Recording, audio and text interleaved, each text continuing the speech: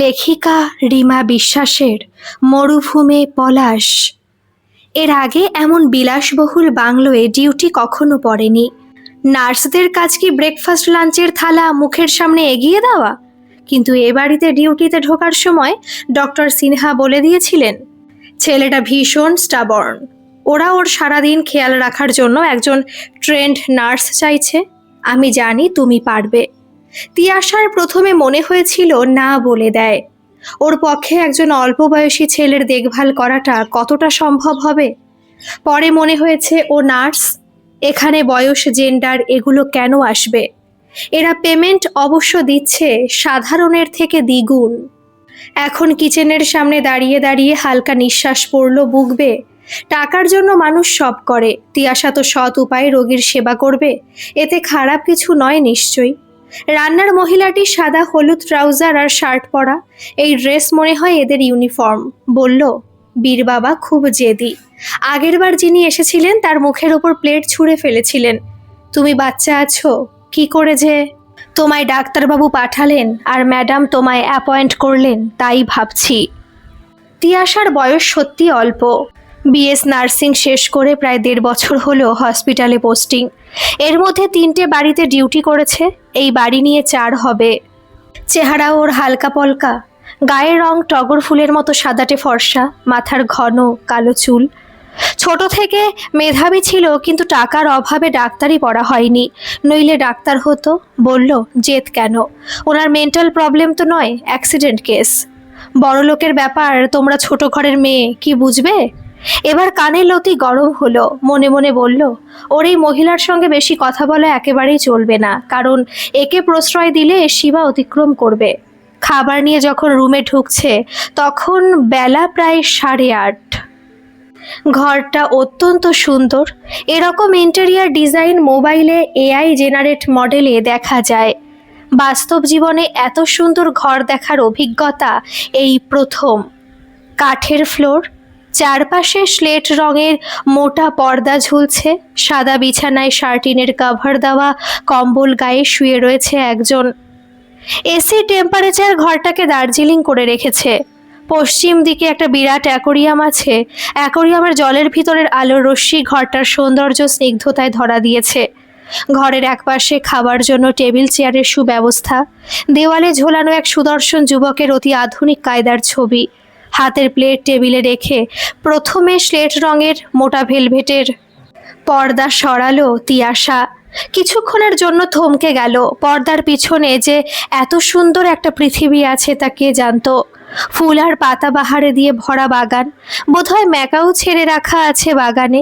বিছানায় বসে ঘন্টার পর ঘন্টা কেটে যাবে সেদিকে তাকিয়ে। তিয়াশার চোখ জুড়িয়ে আসছিল কি তখনই কেউ জড়ানো গলায় বলল, হু দ্য হেল। তিয়াশার স্বপ্নের ডানা ঝাপটা মেরে বাস্তবে নামলো। দ্রুত বিছানার কাছে গিয়ে নরম স্বরে বলল, গুড মর্নিং মিস্টার বীর। বছর 26-এর বেশি গঠিত চেহারার এক যুবক ভুরুর মাঝে বিরক্তি এনে ঘুম ঘুম গলায় বলল, আর ইউ? তারপর বিছানায় উঠে বসতে বসতে বলল, who gave you permission to enter my room? Your mother sir. মা? একেবারে হতচকিত হয়ে সে বিছানা হাতড়ে হাতে ফোনটা নিল। তিয়াশা বলল, উনি ইন্টারন্যাশনাল যোগা ডের জন্য পিপলস হেলথ সোসাইটি থেকে ইনভাইটেড। ওকে হয়তো এখন ফোনে পাবেন না, ফোন ধরলে ওনার পিআর মিস মেনকাই ধরবেন। শুধু শুধু সময় নষ্ট, কিন্তু আপনি নিজেই বলুন, আমায় কেউ অ্যাক্সেস না দিলে আমি কি এখানে আসতে পারি? আপনার বাড়ির সিকিউরিটি সম্পর্কে আপনার এইটুকু কনফিডেন্স থাকা উচিত। বীর রক্ত চোখে তাকালো। পারলে তিয়াশাকে চড়িয়েই দেয় এমন ভাব। তিয়াশা মুখের কোনো পরিবর্তন না করে বীরের মুখের দিকে চেয়ে রইল এক দৃষ্টিতে। বীর মুখ সরিয়ে নিল। তিয়াশা বলল, আপনি তো ওয়াশরুম পর্যন্ত চলাফেরা করেন, তাহলে চলুন আমি নিয়ে যাই। আপনি ফ্রেশ হয়ে নিন, আমি ব্রেকফাস্ট দেব। বীর বিছানায় আধশোয়া হলো, হাতের মোবাইল স্ক্রোল করতে লাগলো। তিয়াশা হালকা শ্বাস ফেলে বলল, আপনার খাবার ঠান্ডা হয়ে যাচ্ছে মিস্টার বীর। বীরের তীরের মতো ভুরু সামান্য অবহেলায় বাঁকলো মাত্র।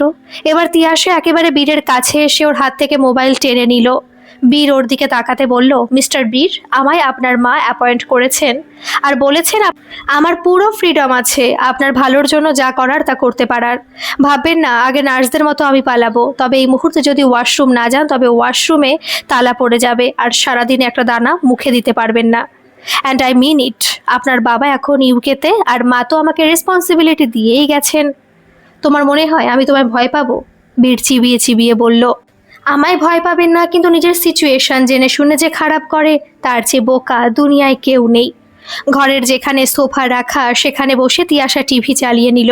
বলল, ভেবে দেখুন, আপনাদের তো ভাববার জন্য বোধহয় লোক রাখার দরকার পড়ে। বীর আধ ঘন্টা একইভাবে বিছানায় গা ফেলে রাখলো, না বসা না শোয়ার মতো এক অদ্ভুত আলস্যের ভঙ্গিতে। তারপর ধীরে উঠে বিছানা থেকে নামতে গেলে তিয়াশা এগিয়ে হাত ধরতে চাইল। ও এক ঝটকায় হাত সরিয়ে নিয়ে বলল, আমার সবাইকে টাচ করতে ঘেন্না লাগে, কিন্তু হাঁটতে গিয়ে ব্যথায় মুখ চোখ কুকড়ে গেছে। তিয়াশা ওর হাত জোর করে নিজের কাঁধে ফেলে ধীরে বাথরুমে নিয়ে এলো। বীর বলল, এখানে দাঁড়িয়ে দাঁড়িয়ে দেখবেন আমি কি করব? শান্ত গলায় তিয়াশা বলল, আপনার দরকার হলে আমায় তাই করতে হবে স্যার, আমি আপনার নার্স। সশব্দে দুহাত জোর করে বীর যা বোঝাতে চাইলো তা বুঝে বাথরুম থেকে বেরিয়ে এলো তিয়াশা। কিছু পরে বাথরুমে লক খোলার শব্দ শুনে এগিয়ে গেল বাথরুমের সামনে। বীর এবার বিছানা পর্যন্ত যেতে ওর সাহায্য নিল বিনা বিবাদে। দুপুরের খাবার ওষুধ সব নিয়ম মতো নিল। এমনকি বিকেলে ফিজিওথেরাপিস্ট হিমাংশু যাওয়ার সময় বলে গেল, বীর যদি এইভাবে কোঅপারেট করেন তবে খুব জলদি সুস্থ হয়ে যাবেন। কিন্তু তিয়াশা বুঝতে পারছিল এটা ঝড়ের আগের নিস্তব্ধতা। এ এত সহজে সোজা হওয়ার লোক নয়, এর মাথায় অনেক কিছু ঘুরছে, কিন্তু ভেবে পাচ্ছে না কি করে তিয়াশাকে জব্দ করবে। ছেলেটা সকালের কর্কশতার পর সারাদিন কাটালো একটা কথা না বলে। ধমক, জেদ, বায়না, বিরক্তি পর্যন্ত না, তবে কি চলছে ওর মাথায়? কিছু না, এ হতে পারে না। তিয়াশার ডিউটি যদিও রাত 8টা পর্যন্ত। বেরিয়ে আসার আগে বলল, মিস্টার বীর, আপনি ভালো ফিল করছেন তো? আমার ডিউটি এখন শেষ। আপনার মা আজ বোধহয় ফিরবেন না, ওনার আজ বিকেলের ফ্লাইটে আহমেদাবাদ যাওয়ার কথা। আপনাদের টেক্সটাইল মিলের কোনো প্রোগ্রাম আছে মেবি, তাই দরকার পড়লে আপনি আপনার মেড বিজয়কে ডেকে নেবেন, কেমন? যতটা পারলো নরমভাবেই বলল তিয়াশা, যেমনটা বাচ্চাদের সঙ্গে কথা বলা হয়। বীর যদিও ওর দিকে তাকালো না। তিয়াশা বলল, আজ সকালের জন্য আই এম সরি, কিন্তু কি করব বলুন? পেশেন্টের ভালোর জন্য নার্সদের সবসময় করা হতে হয়, তাতে আমরা খারাপ মানুষ হয়ে যাই। আমাদের কিন্তু তাতে খারাপ লাগে না, আমাদের ভালো লাগে যখন হাজার গালি খাওয়ার পরও শুনি পেশেন্ট সুস্থ হয়ে গেছে। এবার বীর তাকালো, প্রায় কটমটিয়ে বিরক্তিতে বলল, আপনি এত কথা কেন বলছেন? আমি ফালতু কথা শুনতে একেবারে অভ্যস্ত নই, আর আপনার পার্সোনাল লাইফের ভালো লাগা বা খারাপ লাগায় আমার কিছু আসে যায় না। আপনার জন্য আমি আপসেট এরকম ভুল ধারণা রাখবেন না। আমার মা আমায় না জিজ্ঞেস করে আপনার মতো একটা অশিক্ষিত অভদ্র মেয়েকে অ্যাপয়েন্ট করলো, তা ভেবে আমি upset. How could she? Tiyasha হালকা শ্বাস ফেলে বলল, যাক ভালো হলো তাহলে। বাকি রাতটুকু একটা কিছু নিয়ে ভাববার মতো টপিক রইল আপনার কাছে। রাতটা ভালোভাবে কেটে যাবে। গুড নাইট মিস্টার বীর। ঘর থেকে বেরিয়ে তিয়াশা যখন রাস্তায়, তখন চারপাশের উত্তপ্ত বাতাস যেন ছুটে এসে জাপটে ধরলো। বাইরে আজ মারাত্মক গরম। একটা অটোয় উঠে পড়লো হাত দেখিয়ে। কাল সকালে আবার 8টায় আসতে হবে। বাড়ি গিয়ে কাজ কম তো নেই। মায়ের হার্টের অসুখ। ডক্টর সিনহা এই হসপিটালের সবচেয়ে বড় কার্ডিওলজিস্টের অ্যাপয়েন্টমেন্ট করিয়ে দিয়েছিলেন। ওনার রিকমেন্ডেশনের জন্য অনেক যত্নে মাকে দেখেছিলেন ডক্টর বসু। বলেছিলেন হার্টে পেসমেকার বসাতে হতে পারে নিকট ভবিষ্যতে, কিন্তু অত টাকা এই মুহূর্তে নেই তিয়াশার কাছে। মেডিক্লেম হলো না, কারণ তখন মায়ের অসুখ অলরেডি ডিটেক্টেড। এদের অনেক রকম ফন্দি থাকে, তাই নিজেই সেভিংস করছে। যদিও ডক্টর বাসুর ওষুধে মায়ের হাফ ধরা, দুর্বল ভাব, বুকে ব্যথার মতো উপসর্গগুলো কমেছে। তিয়াশা তাই মাকে যতটা পারে বিশ্রামে রাখার চেষ্টা করে। বাড়ি ফেরার পথে বাজার করে ঢোকে, জামা কাপড় ছেড়ে শুরু করে দেয় সবজিপাতি ধোয়াধুয়ি। তিয়াশাদের ভাড়া করা বাড়ির একতলায় আলো খুব কম। দিনের বেলাতেও টিউবলাইট জেলে কাজ করতে হয়। বাথরুমে গামলা বালতিতে জল ভরে রাখতে হয়। রান্নাঘর খুব ছোট। তিয়াশা নিজেই বাজারের ব্যাগ থেকে সবজি বের করে বাথরুমের গামলার জলে ধুতে লাগলো। মলিনা মেয়ের পরিশ্রম রোজই দেখেন। রোজের মতো আজও বিছানা থেকে উঠে এসে বাথরুমের সামনে দাঁড়িয়ে বললেন, আগে বসে 1 কাপ চা খা, তারপর ওসব করবি। ততক্ষণে তিয়াশার সবজিপাতি ধোয়া হয়ে গেছে। বলল, ও আমি খেয়ে নিচ্ছি, পটলটা কেটে বসিয়ে নিই আগে তারপর। সুকান্ত বলল, পটল আমি কেটে দিচ্ছি মাম, অত পরিশ্রম করলে যে তোর শরীর ভেঙে যাবে মা, ঘরে গিয়ে একটু বস। সুকান্তের আজ 6 মাস হলো চাকরি নেই, কোম্পানি উঠে গেছে। বরাবর ছোটোখাটো কোম্পানিতে কখনো সেলসে কখনো সুপারভাইজারের কাজ করেছে, কিন্তু সবই টেম্পোরারি, নয়তো কোম্পানি উঠেছে। ভেবেছিল একটা হার্ডওয়্যারের দোকান দেবে, শেষের কোম্পানি একটা অটোমোবাইল পার্টসের কোম্পানি ছিল। অভিজ্ঞতা ভালো হয়েছিল, কিন্তু হাতে টাকা নেই। এখন মেয়ে রোজগারি ভরসা। তিয়াশা ওর বাবার দোকানে সাহায্য করবে ঠিক করেছিল, কিন্তু তার মধ্যে মায়ের হার্টের অসুখ ধরা পড়ল। এদিকে একটা ভালো বাড়িতে উঠে না গেলেও চলছে না। সুকান্ত দীর্ঘশ্বাস ফেলে আর পটল ছোলে। এই টানাটানির সংসারের থেকে কি করে বেরোবে ভাবতে থাকে। চারা মাছ আর পটলের ঝোল রাঁধে তিয়াশা। সকালের জলখাবারের জন্য আটা মেখে কৌটোয় ভরে ফ্রিজে রেখে দেয়। রাতে খাবার বেড়ে সকলকে খাইয়ে বাসন মাজা, রান্নাঘর পরিষ্কার করে যখন ঘরে আসে তখন রাত 12টা। মায়ের ওষুধ খেতে মনে থাকে না, তাই একবার মায়ের ঘরে গিয়ে দেখে ওষুধ সে খেয়েছে কিনা। দেখে মশারি না টানিয়ে শুয়ে আছে মা বাবা। তাড়াতাড়ি বিছানা করে দেয় দুজনের, বলে আর ম্যালেরিয়া ডেঙ্গু বাঁধিয়ে বিপদ বাড়িও না। আমার এই ডিউটিতে একদিনের ছুটি মানে চাকরি থেকে তাড়িয়ে দেবে। তারপর এসে শোয় নিজের বিছানায়। কোমর তখন টনটন করছে। রাত 1টা বাজে। ভোরে উঠে মা বাবার জন্য জলখাবারের আলু চচ্চড়ি আর রুটি করে যেতে হবে। মাছ করা আছে, মা শুধু ভাতটা ফুটিয়ে নেবে। ওষুধগুলো ফুরিয়েছে কিনা দেখা হলো না। ডক্টর বসু বলেছিল দুধ যেন রোজ খায়। ওর যে আজ দুধ আনা হয়নি। বাড়ি ভাড়া, ইলেকট্রিক বিল সমেত 10,000 নিচ্ছে। মায়ের ওষুধেই যায় 8,000 টাকা। এই ডিউটিতে ভালো আয় হবে। একটা ভালো ফ্ল্যাট দেখে এসেছে রাস্তার ওপর, ভাড়া 20,000। মনের মতো বাড়িখানা নিতে পারবে তিয়াশা? ডিপোজিট বলছিল 70,000 নেবে। তিয়াশা পারবে না। দু চোখে ঘুম জড়িয়ে আসে, আর দু চোখের পাতায় ভালোভাবে মিলমিশ হতে না হতেই বেজে ওঠে অ্যালার্ম। তাড়াহুড়োয় সব কাজ মিটিয়ে বাড়ি থেকে বেরোতে বেরোতেই দেরি হলো। তারপর অটো পায় না, বাসও না। অনেক অপেক্ষার পর একটা বাস পেতে উঠে পড়লো। ডিউটিতে পৌঁছতে পৌঁছতে প্রায় 8:30। তিয়াশা হাঁপাচ্ছিল। রান্নার মহিলাটি মুখটা পোড়া হাড়ির মতো করে বলল, এভাবে তো চলতে পারে না। দ্বিতীয় দিনেই এই অবস্থা। যাও, আগে ম্যাডামের সঙ্গে কথা বলে এসো। উনি ফিরেছেন? তিয়াশা একটু অবাক হয়ে জিজ্ঞেস করলো।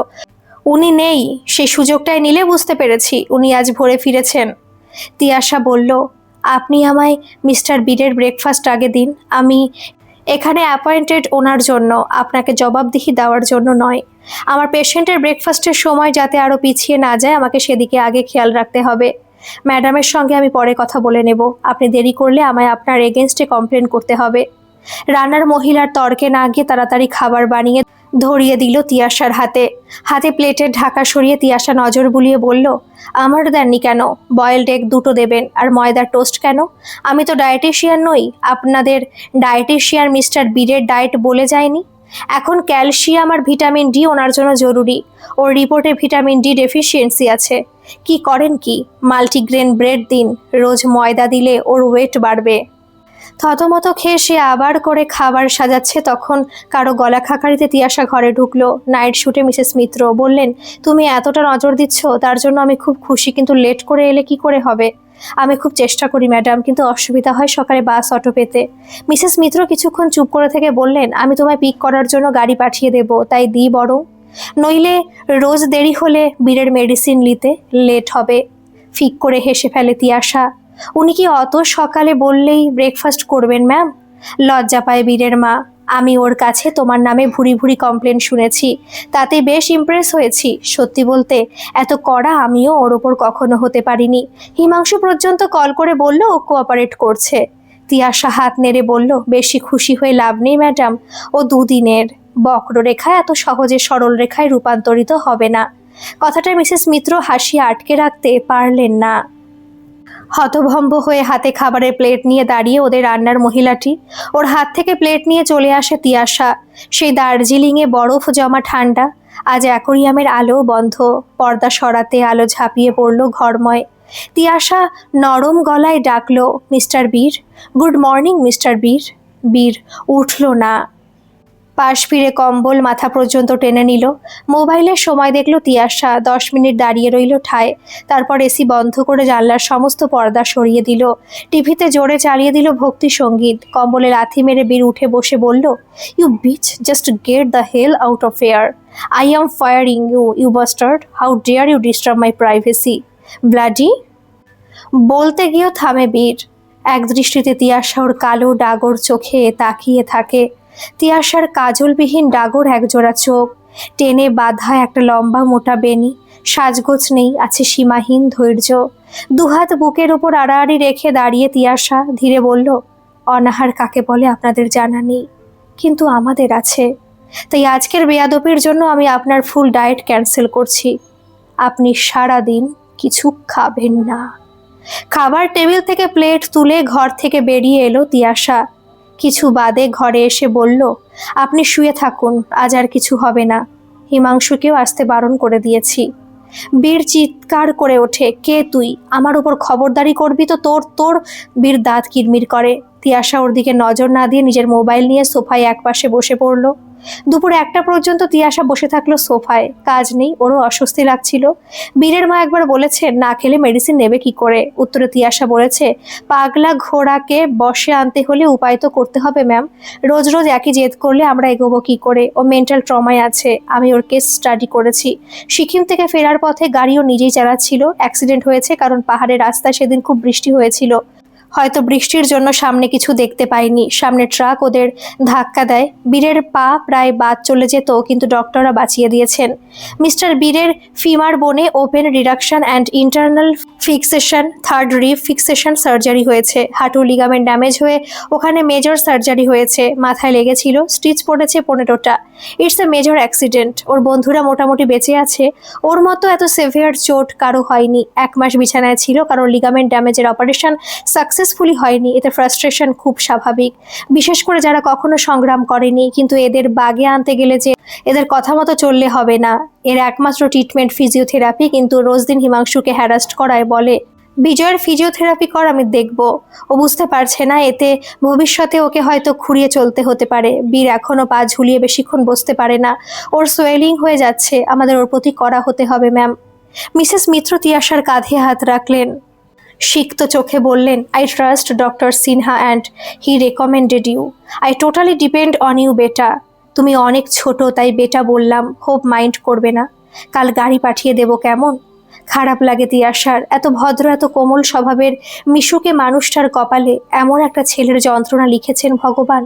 কি অসভ্য ঔদ্ধত্য ব্যবহার ছেলের। বিকেল 4:30 নাগাদ বীর ফোন করলো কিচেন স্টাফদের, কিন্তু সুবিধা করতে পারলো না। কিচেন পুরো লক। ফোন হাতে নিয়ে সুইগি করলো, কিন্তু ফল হলো না। খাবার গেটের বাইরে থেকে বিদায় গেল। তিয়াশা বলল, বুঝতে পারছেন না কেন? সবাইকে বলা আছে, ওভাবে কিছু করতে পারবেন না। এরপর তিয়াশা উঠল সোফা ছেড়ে। কিছু পরে গরম গরম খিচুড়ি নিয়ে এলো। ধোয়া ওঠা খিচুড়ির থেকে রসুন আর পেঁয়াজের গন্ধ ছাড়ছে, সঙ্গে ঘি। অপেক্ষা না করে বীর গোগ্রাসে খেতে লাগলো খিচুড়ি। 5 মিনিটে ওর খাওয়া শেষ। একটা প্লেটে ওষুধ সাজিয়ে এগিয়ে দিল তিয়াশা। 8টায় হিমাংশু ফ্রি থাকলে ওকে কি আসতে বলবো? বীর মাথা নেড়ে হ্যাঁ বোঝালো। ছোট শ্বাস ফেলে তিয়াশা বলল, আমি কাল আবার আসবো, প্লিজ সিন ক্রিয়েট করবেন না। আপনি কি চান না আপনি আবার সেরে উঠুন, নর্মাল লাইফে ফিরে আসুন? আপনার ইরেগুলার ফিজিওথেরাপি ট্রিটমেন্টের জন্য আপনার নিজের ক্ষতি হচ্ছে, আমার কি? আজ কাজ থেকে তাড়িয়ে দেবেন, কাল অন্য জায়গায় কাজ পাবো, কিন্তু আপনি কেন নিজের বরবাদি চাইছেন? বীর কোনো কথার উত্তর দিল না। তিয়াশা কিছুক্ষণ দাঁড়িয়ে থেকে চলে আসে। বাড়ি ফিরে অন্য মনস্ক থাকে। নিজের বাড়ির জীর্ণ দেওয়ালের দিকে তাকিয়ে ভাবে, কার জীবন সফল। পায়ে বুকে প্লেট বসানো বীর কোটিপতি বাপ মায়ের ছেলে, বিদেশে পড়াশোনা করেছে। ওর বাবার কোম্পানিও কত দূরে এগিয়ে নিয়ে যেতে পারবে তা নিয়ে সন্দেহ আছে, কারণ 26 বছরে যার নিজের ভালো মন্দের বুদ্ধি হয় না, সে ভবিষ্যতে কি করবে? এদিকে দীনতায় জর্জরিত তিয়াশার নিজের কোনো স্বপ্নই পূর্ণ হয়নি। ওর 24 বছর বয়স। এত দায়িত্বের বোঝা যে বুঝতে পারছে আগামী দিনে ওর মেরুদণ্ড ক্রমশ ঝুঁকবে, কিন্তু মাথা হয়তো উঁচু থাকবে চিরকাল। তবে জীবনের শেষে কে জিতলো? অবিরত কর্তব্যে টিকে থাকা শুধু সংগ্রাম করে যাওয়া মানুষটা, না মুখের সামনে জাগতের সমস্ত সুখ পাওয়া সেই মানুষটা, যার কর্তব্য দায়িত্ব দায়ভারের খাতায় কোনো দাগ বসবে না? ঘুম আসে, ক্লান্তিতে বন্ধ হয়ে আসে চোখ। আর যখন ভোরে তাড়াহুড়োয় কাজ সেরে বাইরে বের হয়, তখন মারুতি 800 গাড়িটাকে দাঁড়িয়ে থাকতে দেখে অবাক হয়। ড্রাইভার বলল, এ গাড়ি ম্যাডাম পাঠিয়েছেন। তিয়াশা হতবাক প্রায়। মিসেস মিত্র কথার কথা বলেননি? তাই গাড়িতে করে সময়ের আগেই পৌঁছানো গেল। বীর অন্য দিনের চাইতে আজ বেশ সহযোগিতা করলো। তিয়াশার ওর ব্যবহারের আচমকা পরিবর্তন ঠিক লাগছিল না। সারাদিন অস্বস্তিতে ছিল তাই। আর ব্যাপারটা বুঝলো দুপুরের দিকে। একে একে লম্বা চওড়া বেটে খাটো তাগড়াই চেহারার নানা ছাদের ছেলে ঢুকতে লাগলো বীরের ঘরে। হাত নেড়ে তাদের সঙ্গে গা এলিয়ে কথা বলার ভঙ্গিতে বোঝা যাচ্ছিল এরা ওর বন্ধু। তিয়াশা দেখলো ঘড়িতে 3টে বাজে। 4টে হিমাংশু আসবে ফিজিওথেরাপি করাতে। এরা সিন ক্রিয়েট করবে বা তিয়াশাকে হ্যারাস্ট করার অন্য মতলব আছে। আস্তে করে ঘর ছেড়ে বেরিয়ে এলো তিয়াশা। বাইরের হলে বসে অপেক্ষা করছিল। কিছুক্ষণ বাদে হিমাংশু এলো। মিনিট 20 পর তিয়াশার মনে হলো একবার রুমে গিয়ে দেখা দরকার। এমনিও রোজ ফিজিওথেরাপি ওর সামনেই হয়। 4:30 নাগাদ একটা ওষুধ দেওয়ার থাকে ওর। কিন্তু বীরের ঘরে ঢুকে তিয়াশা প্রায় আতকে উঠল। হিমাংশু এক পায়ে দাঁড়িয়ে, ওর মুখে সিগারেটের ধোঁয়া ছাড়ছে একটা ছেলে। ঘরময় সিগারেটের ধোঁয়া। খাটের মাঝে বসে হাসিতে গড়াচ্ছে বীর। তিয়াশা ঢুকতে ওরা একসঙ্গে ওর দিকে ফিরেছে। বেটে তাগড়ায় চেহারা ছেলেটা তিয়াশার দিকে এগিয়ে এসে বলল, নাও ইওর টার্ন। বলার পর মুহূর্তে তিয়াশাকে কিছু বুঝে ওঠার সময় না দিয়ে ওর কোট ফ্রকের কোমরের বেলটায় টান দিল ছেলেটা। বেল্ট আলগা হতে ওরা একসঙ্গে হেসে উঠল। তিয়াশার মাথা ঝনঝন করছে, সারা শরীর রাগে থরথর করে কাঁপছে। বেটে ছেলেটা ওর দিকে আরেকবার ফিরতেই তিয়াশা হাঁটু দিয়ে ওর তলপেটের নিচে সজোরে গুঁতো মারল। বেটে ছেলেটা দু হাতে নিজেকে চেপে চেঁচিয়ে উঠেছে। লম্বা ছেলেটা ওর দিকে এগিয়ে আসার সঙ্গে সঙ্গে তিয়াশা চেঁচিয়ে বলল, হিমাংশু আপনি কি ইডিয়েট? মারুন আচ্ছা করে, আমি আপনার হয়ে কোর্টে বয়ান দেব। মারুন, মানুষের বাচ্চা হলে এখনই মারুন। একটা ফালতু লোকের সাহস হয় কি করে আপনাকে হিউমিলিয়েট করার? রাগে হিমাংশু কাঁপছিল। তিয়াশার কথায় ওর পেশিবহুল হাতে থাবড়া বসালো ছেলেটার ঘাড়ে, তারপর নাকে জোর ঘুষি। বীর চেঁচিয়ে বলল, হাউ ডিয়ার ইউ। তিয়াশা এবার দ্রুত এগিয়ে গিয়ে সপাটে চড় বসালো বীরের গালে। রাগে কিরমির করে বলল, আপনার মতো নির্লজ্জ অকৃতজ্ঞ নীচ লোক আমি জীবনে প্রথম দেখলাম। আমার সন্দেহ হয় আপনি মিসেস মিত্রের সন্তান কিনা এটা ভাবতে। কারণ অত মহান স্ত্রীলোকের এত নীচ ছেলে তো হতে পারে না। একবার নিজের জন্ম পরিচয় যাচাই করে নেবেন তো, কোনো ডাস্টবিনে পড়েছিলেন কিনা আপনি? এভাবে পট পরিবর্তন হবে কেউ ভাবেনি। তাই ঘরে আচমকা জমাট বাঁধা স্তব্ধতা। হলে হিমাংশু আর তিয়াশা দুজনেই অপেক্ষা করলো মিসেস মিত্রের জন্য, কিন্তু উনি আসলেন না। ওনার মিটিং চলছে অফিসে। বাধ্য হয়ে ওরা বেরিয়ে এলো। হিমাংশু বলল, আমার ঘরে বউ বাচ্চা আছে, এরা পাওয়ারফুল লোক, আমাদের নামে কেস দিলে আজীবনের জন্য কেরিয়ার শেষ হয়ে যাবে। তিয়াশা বলল, ভয় পাবেন না, ওদের সিসিটিভি ক্যামেরায় সব থাকবে নিশ্চয়ই। তোমার কি মনে হয় ওরা ওদের কুকর্মগুলো দেখাবে? সব এডিট করে শুধু আমার তোমারগুলো দেখাবে। আমরা যদি আগে গিয়ে একটা জেনারেল ডায়েরি করে আসি? ওদের এগেইনস্টে কোনো থানা ডায়েরি নেবে না। মহা বিপদে পড়ল তিয়াশা। নিজে শুধু নয়, বিপদে পড়লে হিমাংশুকে নিয়ে। যদি ওদের বিরুদ্ধে মিথ্যে মামলা করে এরা। রাত প্রায় জেগে পার করতে হলো। সকালে উঠতে অনেক বেলা। জানতো আর ও বাড়িতেও যাবে না।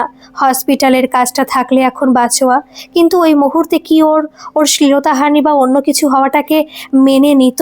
বিপদ হলে বা নির্যাতিত হলে লোকজন আহা উহুটুকু করবে, কেউ পাশে এসে লড়াইটা লড়বে না।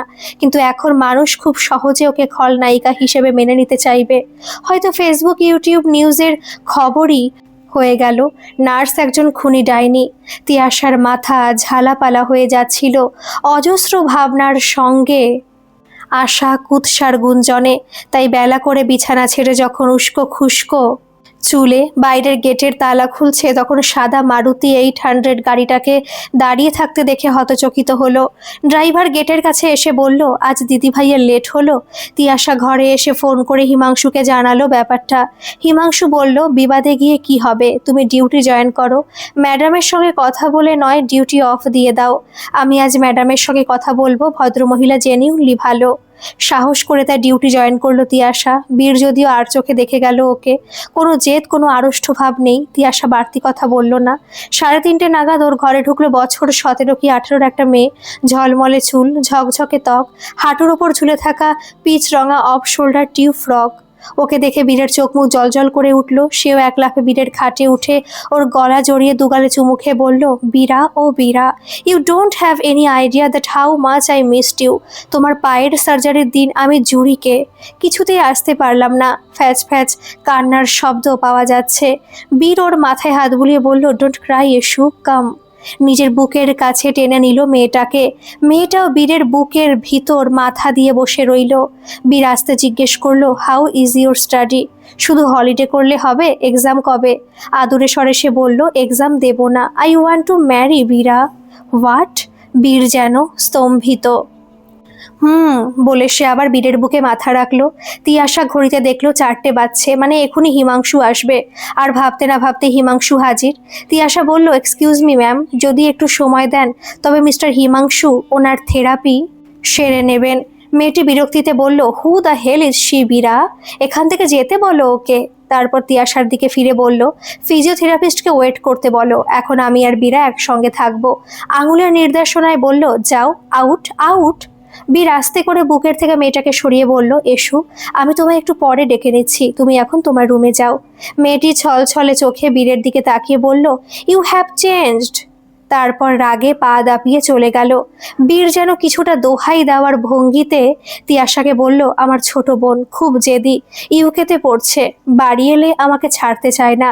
হালকা নিঃশ্বাস ফেলে তিয়াশা বলল, কাল আপনি আর আপনার জঙ্গলি বন্ধুরা যা আমার সঙ্গে করতে চেয়েছিলেন তা বিদেশে একদল লম্পট যদি আপনার বোনের সঙ্গে করতো, আপনি কি কালকের মতো এনজয় করতেন? দুহাত নেড়ে বীর বলল, বিশ্বাস করুন, হিমাংশুকে ইরিটেট করার কথাই হয়েছিল।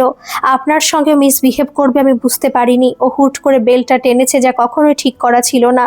হিমাংশু যখন ওকে ঘুষি মারছিল তখন আমি নিজেকে কন্ট্রোল করতে পারিনি, সো আই শাউটেড। কিন্তু আমার অন্য কোনো খারাপ ইন্টেনশন ছিল না। আর কথা শেষ হতে না হতে বীরের চোখ মুখ লাল হয়ে এলো। উত্তেজনার কারণে হয়তো সার্জারি ব্যথা হঠাৎ চাগার দিয়ে উঠেছে। যন্ত্রণায় কাতরাচ্ছে বীর, বিছানায় ছটফট করছে। ওরা কি কোনো নেশার জিনিস দিয়েছিল আপনাকে? কড়া গলা জিজ্ঞেস করলো তিয়াশা। বীর আর্তনাদ করলো, আমি পারছি না, please give me relief, please please. সঙ্গে সঙ্গে কড়া ডোজের পেন কিলার পুশ করলো তিয়াশা ওর কোমরে। ব্যথায় তিয়াশার হাত শক্ত করে ধরে রয়েছে বীর। ওর সারা শরীর ঘামে ভিজে, এই এসিতেও। বীরের কপালে ধীরে ধীরে হাত বোলায় তিয়াশা। বীর আঁকড়ে ধরে ওর হাত, ফ্যাসফেসে গলায় বলে, প্লিজ স্টে, ডোন্ট গো। আমি আছি মিস্টার বীর, এখানেই থাকবো। আপনি ধীরে ধীরে ঘুমন দেখি, ব্যথা নেই, আপনি একদম সুস্থ। ধীরে ধীরে ছটফট করতে থাকা বীরের শরীর নিস্তেজ হয়ে এলো, ঘুমিয়ে পড়ল শিশুর মতো। তিয়াশা স্বস্তির শ্বাস ফেলল। এরকম আচমকা অ্যাটাক আগে হয়নি। তিয়াশা বুঝতে পারছিল হয়তো সেদিনের ঘটনাটা কোথাও না কোথাও ওর মনে অন্যায় বোধকে খুঁচিয়েছে। আর হয়তো সেই কারণে তিয়াশা অনেক পরিবর্তন দেখতে লাগলো বীরের মধ্যে। যদিও ছন্দপতন তিয়াশার কাছে একেবারেই অপ্রত্যাশিত। মানুষটার হলো কি, জাগরণ না পুনর্জন্ম? অভিনয় যে করছে না তা অন্তত বোঝা যায়। সব সময় একটা হারিয়ে যাওয়ার ভাব, অন্যমনস্ক ঠিক বলা যায় না। আবার এক এক সময় দেখতেই থাকে তিয়াশাকে, দু চোখ যেন কত কি বলতে চায় কিন্তু পারে না। তিয়াশায় জিজ্ঞেস করে, কিছু লাগবে? বীর বলে, আপনি কথা কম বলেন। তিয়াশা হাসে, আপনার পেইন হচ্ছে কি? রোগ ছাড়া অন্য কিছু ভাবেন না? তিয়াশা আবারও হাসে, বলুন কি বলবেন? আপনার বাড়ির কথা বলুন। বীর বেশ আগ্রহে জানতে চায়। তিয়াশা ওর মায়ের অসুখের কথা বলতে গিয়েও চুপ করে যায়। ভাবে হয়তো মনে করবে সিম্প্যাথি চাইছে টাকার জন্য। কেমন ঘেন্না লাগে। তিয়াশা মাথা নামিয়ে মেঝে তাকিয়ে থাকে, কিছু বলে না। ও শুধু ভাবে সেই ঘটনাটা কতদূর গড়াতে পারত, বা এরা ঘটনাটাকে কতদূর পর্যন্ত টেনে নিয়ে যেতে পারত। কিন্তু সেসব কিছু হয়নি। আর সেসব যদি হতো, ভাবতে বসলে তিয়াশার মাথা খারাপ লাগে। তিয়াশা কাজে মন দেয়। কখনো হয়তো তিয়াশা ফলের প্লেট সাজাচ্ছে। বীর বলল, আপনার ফেভারিট ফ্রুট কি? তিয়াশার ঠোঁট টিপে হাসে, বলে, ভাবিনি কখনো। বীর জানতে চায়, ফেভারিট হলিডে প্লেস? তিয়াশার উদাসীন চেয়ে থাকে ওদের কাচের দেওয়ালের বাইরের জগতে। আনমনে প্রশ্ন করে, দোতলায় আপনার রুম থেকে নিচের বাগানটা দেখে মনেই হয় না একতলায় আছে, মনে হয় একই ফ্লোরে। বীর চেয়ে থাকে ওর দিকে। এক এক সময় তিয়াশার অদ্ভুত লাগে, ভাবে কি দেখে এই পাগল ছেলেটা। পাগলই বটে, নইলে হুটহাট এমন প্রশ্ন করে। সন্ধ্যায় বেরিয়ে আসার তোড়জোড় করছে। বীর কেমন যেন অস্বস্তিতে। তারপর হঠাৎই বলল, তিয়াশা মানে কি? ব্যাগের ভিতর পার্সের টাকা গুনছিল তিয়াশা। ওর হাত থামলো কথাটায়। তারপর একইভাবে টাকা সাইড চেনে সরিয়ে রেখে স্মিত হেসে বলল, তৃষ্ণা, থার্স্ট। মাথা নেড়ে তিয়াশা হ্যাঁ বোঝায়। বীর বলে, তোমার জীবনে কিসের তৃষ্ণা মিস তিয়াশা? আপাতত আপনার সুস্থতা। পার্স থেকে একটা শুকনো জবা ফুল বের করে তিয়াশা বলে, বাবা কালীঘাট গিয়েছিল, মাথায় ঠেকাবেন, পুজোর ফুল। বীর মাথা নামালো ওর দিকে, বলল, তুমি ঠেকিয়ে দাও। ধীরে ফুল ওর মাথায় রাখলো তিয়াশা। বলল, দেখবেন এবার সব ঠিক হয়ে যাবে। তোমার তাহলে কোনো ক্রেডিট থাকবে না, কিন্তু সব মায়ের দয়ায় চলে যাবে। আপনি ভালো হলেই তো হলো। আমি ক্রেডিট নিয়ে আর কি করব বলুন? হ্যাঁ, নেক্সট কাজ পেতে হয়তো সুবিধা হবে। তোমার কাছে আমি কি শুধুই একটা রুগী ছিলাম তিয়াশা? কথাটা বড় আবেগে বলে ফেলে বীর, বলে যেন নিজে অস্বস্তিতে পড়ে। তিয়াশা ওর কালো ডাগর চোখে চেয়ে থাকে শুধু, উত্তর দেয় না। উত্তর ও খুঁজেও পায় না। উত্তর অবশ্য দিলেন ডক্টর সিনহা। চেক আপ করতে এসে বললেন, ওয়াও, গ্রেট বীর। এখন থেকে হাঁটাহাঁটি, একটু আধটু লং ড্রাইভ সব চলবে ইয়াং ম্যান। তারপর তিয়াশার দিকে ফিরে বললেন, ওয়েল ডান সিস্টার। পাগলা ঘোড়ায় জিন পরানো সহজ নয়। হো হো হাসলেন উনি। ওনার হাসিতে যোগ দিয়ে মিসেস মিত্র বললেন, তিয়াশা এবার বোনাস পাবে ওর ডিউটির জন্য। তিয়াশা ওর ডাগর চোখে চেয়ে রইল। ভালো লাগছিল, কিন্তু চোখটা ঝাপসা হয়ে আসছিল মেয়েটার। বোনাসের টাকা বোধহয় সবসময় আনন্দ দেয় না। এখানকার ডিউটি এবার শেষ, তিয়াশার ছুটি। যদিও শেষ দিনও প্রথম দিনের দায়িত্বে তিয়াশা ডিউটিতে এলো। সকালের ব্রেকফাস্ট নিয়ে ঢুকে শেষবারের মতো ওদের গ্লাস ওয়ালের বাইরের বাগানটাকে দেখছিল। বীরকে এখন ডাকাডাকি করতে হয় না, নিজেই তৈরি হয়ে থাকে। তিয়াশা বলল, আজ লাস্ট ডে, কাল থেকে আর আপনার আমাকে প্রয়োজন হবে না। মেডিসিন শেষ, আপনি একা একাই সব কাজ পারেন, কারো হেল্প ছাড়া। বীর খাওয়া নাড়াচাড়া করছিল, বলল, আপনি ডিউটি কন্টিনিউ করে যেতে পারেন, আমি মায়ের সঙ্গে কথা বলে নেব। স্মিত হাসল তিয়াশা। আপনি এখন থেকে পুরোপুরি স্বাবলম্বী, আমাকে লাগবে না। তবু যদি লাগে। তিয়াশা হাসলো মাত্র। বীর তাকিয়ে রইল ওর দিকে, সেই একই চাহনি, যেন কত কিছু বলতে চাইছে কিন্তু বলতে পারছে না। তিয়াশা জিজ্ঞেস করলো, কিছু কি বলতেন? বীর তাকিয়ে একভাবে। তিয়াশা উঠে চলে গেল। শেষ দিনের মতো ফিজিওথেরাপিস্ট এলো, তিয়াশা সঙ্গে সঙ্গে রইল। সেও বলে গেল আর ওর প্রয়োজন পড়বে না বীরের।